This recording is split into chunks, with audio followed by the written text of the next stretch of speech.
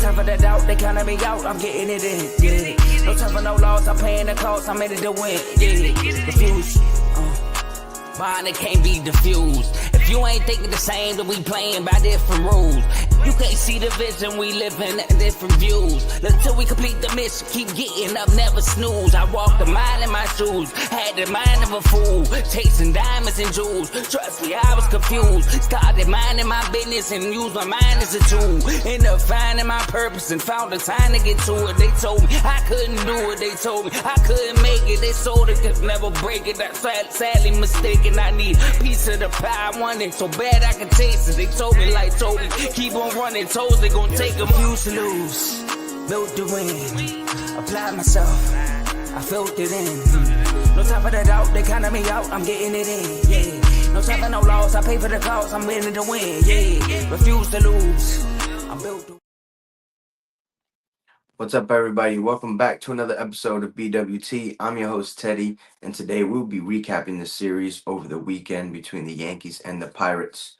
Before we get into that, I want to make sure you guys are liking this video, subscribing to the channel so you do not miss another video that I post throughout the baseball season. And also make sure that you guys are showing the rest of the Refuse to Lose network some love. We've got CTC, Carl Talking College, RBO, Real Ballers Only, FFC, Fantasy Football with Coach Coombs, Unfazed, In the Red Corner, and of course, the main show, Refuse to Lose. Make sure you guys are clicking the link in the description and subscribing to their channel so you do not miss another video. Almost forgot Dave's Doghouse. Sorry, brother. Make sure you guys are clicking the link in the description and subscribing to their channel so you do not miss another video that they drop throughout the year. We get into game one. We got Max Fried going up against Mitch Keller. In the top of the second, Oswaldo Cabrera hits a 2 RBI single to make it 2-0. And then in the top of the third, Jason Dominguez hits an RBI single to make it 3-0. And then Cabrera comes up and hits an RBI single to make it 4-0. In the bottom of the third, Brian Reynolds hits a solo home run for his first home run of the season, makes the score 4-1. In the top of the fourth, Anthony Volpe comes up with an RBI single to make it 5-1. Jason Dominguez gets hit by a pitch with the bases loaded, so that brings in a run for him to make it 6-1. And then Oswaldo Cabrera walks with the bases loaded to make it 7-1. And then in the top of the seventh inning, Aaron Judge connects for his 6th home run of the season already. It was a 2-run shot to make it 9-1. And then in the bottom of the seventh, Ke'Bryan Hayes hits his first home run of the year. It was a 3-run shot to make it 9-4 final score, and the Yankees take game one of the series. Max Fried gets his first win as a Yankee. He goes 5 2/3, giving up only 6 hits, 1 earned run, 1 walk, 6 strikeouts, 2.61 ERA on the season. His record goes to 1-0. Mitch Keller gets the loss. He goes 3 2/3, giving up 8 hits, 7 earned runs, 4 walks, 4 strikeouts. His ERA is a 7.45, and his record on the year is 1-1. Yankees offense, the bottom half of the offense came up big this game. We were able to produce some runs, and that's what we need. We need the entire lineup to be hitting to be a successful team throughout the season, especially in the postseason. We can't be a top heavy offense where the first 4 guys are pulling all the weight all season. We need to be able to produce at the bottom of the lineup. And then we go to game 2. We got Marcus Stroman going up against Falter. And in the top of the second, Austin Wells hits an RBI single to make it 1-0. Trent Grisham hits a solo home run, his second one of the season, to make it 2-0.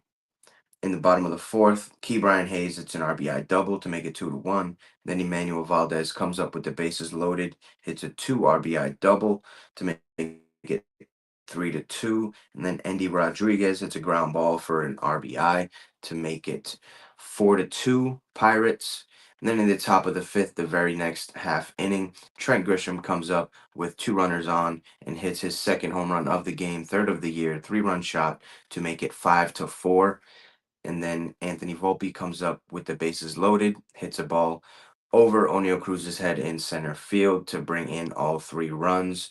He ends up on second with a double to make it 8-4. And then in the top of the eighth, Paul Goldschmidt hits an RBI single to make it 9-4. And then Austin Wells comes up in the top of the ninth with a runner on third and hits a sac fly to make it 10-4. Stroman goes 4 innings, giving up 3 hits, 4 earned runs, 3 walks, 3 strikeouts, 7.27 ERA. The loss goes to Falter. He went 4 innings, giving up 7 hits, 7 earned runs, 1 walk, 5 strikeouts. His ERA on the year is 8.10. He gets the first loss of the season. His record goes to 0-1. And Mark Leiter Jr. gets the win, going an inning, giving up no hits, no earned runs, no walks, no strikeouts. His ERA so far is a 6.23. His record goes to 1-1. Um, how to how to keep this offense rolling? It's been really hot. Trent Grisham is obviously the player of that game. He comes up huge. He has been absolutely on fire, and I will get more into how on fire he has been this season later on in the show. We go to game 3. We got Will Warren going up against Andrew Heaney. Everybody thought that Andrew Heaney was going to get shelled. Let me tell you what happened. In the top of the first, Jazz Chisholm hits an RBI double to make it 1-0. And then in the bottom of the third, Brian Reynolds hits a 2 RBI double to make it 2-1. Tommy Pham comes up in the bottom of the fourth with a sac fly to make it 3-1. Isaiah Kiner-Falefa hits an RBI double to make it 4-1. And then in the top of the ninth, the Yankees pull off a great comeback. Oswaldo Peraza hits an RBI double down the line to make it 4-2. And then Trent Grisham comes up with runners on second and third, and he comes up clutch. He hits an RBI single to bring those 2 runs in to tie it up at 4. And then we play some extra baseball. We went to the bottom of the 11th inning where Tommy Pham comes up with an RBI single to make it 5-4. Pirates win, avoid the sweep. Uh, they they break the Yankees' winning record and winning streak, and Yankees take the series. They would have loved to take that game. We had multiple opportunities, especially in extra innings, where we could have done some damage, but we just didn't get that hit. And that's baseball, right? Will Warren goes 4 innings, giving up 6 hits, 4 earned runs, 1 walk, 5 strikeouts. His ERA in the year is a 6. And Andrew Heaney goes 7 innings, giving up only 5 hits, 1 earned run, 1 walk, 10 strikeouts. His ERA on the year is a 1.50. He was doing really well, keeping the offense off balance for the Yankees. And he was able to work with that 90 91 mile per hour fastball, which you don't really see pitchers throwing that velocity do damage with. And he was able to pinpoint where his pitches were going. He was hitting corners, and then he was getting guys uh, to swing and miss over that changeup. So it was a great performance by him, but they both starting pitchers get the no decision. It's a shame for Heaney because he pitched tremendous.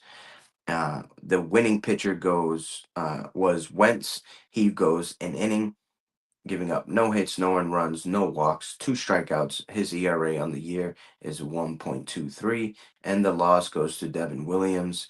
He pitched a third of an inning, giving up a hit, 1 run, no earned runs because it was the ghost runner that was on second base, and then no strikeouts, no walks. His ERA on the year is a 3.86.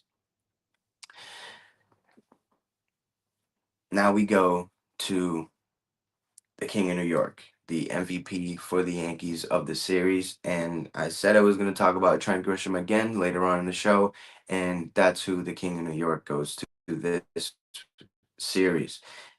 He went 5 for 12 with 2 home runs, 6 RBIs, and 4 runs.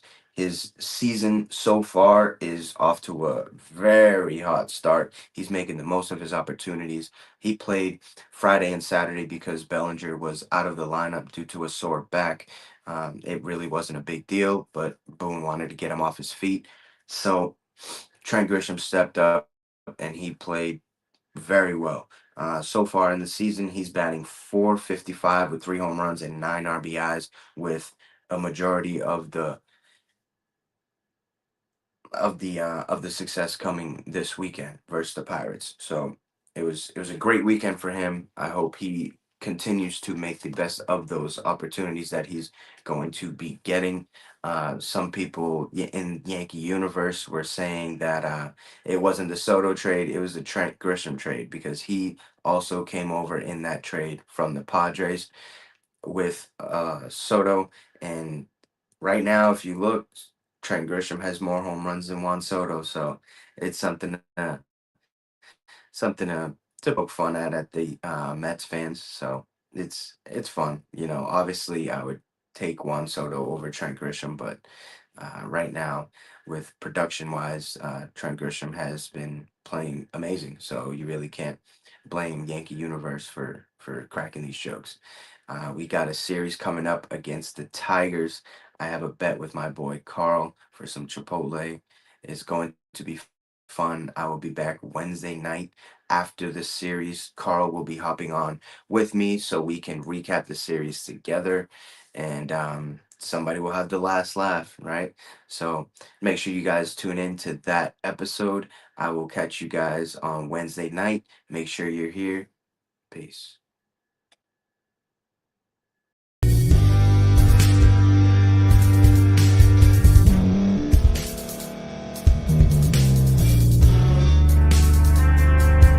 Thank you for staying to the end. If you're watching this on YouTube, please like this video, subscribe, and also hit that notification button so you can be notified next time we put out a video. If you're listening on any podcast platform, subscribe and hit that notification button, y'all, so you can be notified we put out another podcast audio.